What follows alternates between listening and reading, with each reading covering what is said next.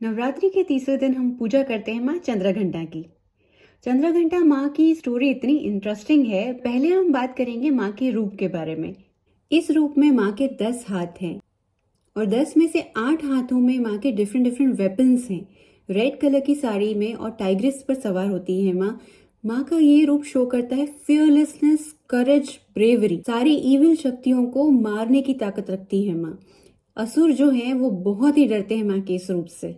आपने माँ के चंडिका, रणचंडी ये सारे नाम तो सुने ही होंगे। ये चंद्रघंटा माँ के ही नाम हैं। चंद्रघंटा माँ जो है वो पार्वती माँ का मैरिड स्वरूप है, इसीलिए वो माथे पर हाफ मून जैसी बिंदी लगाती हैं और नीचे एक डॉट होता है। इसी कारण से उनका नाम चंद्रघंटा पड़ा। अब जानते हैं माँ चंद्रघंटा की स्टोरी।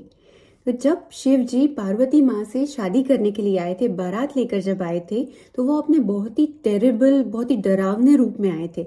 एक्चुअली शिव जी मन से फिर से शादी करने के लिए रेडी नहीं थे। वो अभी भी माँ सती के गम में ही थे और फिर से शादी करने के लिए बहुत ज्यादा रेडी नहीं थे।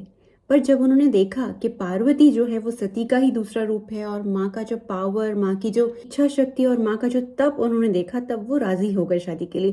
पर स्टिल वो दिल से रेडी नहीं थे, इसलिए वो अपने बहुत ही रौद्र रूप में शादी करने के लिए आए थे। शिव जी के इस रूप को देखकर पार्वती माँ की जो माता जी थी, जो उनकी मम्मी थी, वो बेहोश हो गई और सारे रिलेटिव्स और सब लोग जितने भी शादी में गेस्ट प्रेजेंट थे वो सारे डर गए। यह देखकर माँ पार्वती ने अपने आप को चंद्रघंटा माँ के रूप में बदल दिया और फिर तो चंद्रघंटा माँ के इस रूप को देखकर, लाल साड़ी में इतने सारे वेपन्स हाथ में, शिव जी बिल्कुल अचंभे में आ गए और फिर से माँ की शक्ति को देखकर प्रभावित हो गए। और फिर प्यार से बिल्कुल रिक्वेस्ट करके पार्वती माँ ने उन्हें समझाया कि आप बिल्कुल नॉर्मल प्रिंस चार्मिंग के रूप में आइए मेरे से विवाह करने, और ताकि मेरी माँ, मेरे पिताजी, मेरे रिलेटिव्स सब लोग डरे नहीं आपसे। फिर शिव जी ने उनकी बात मानी और वो बिल्कुल नॉर्मल रूप में अपने आ गए।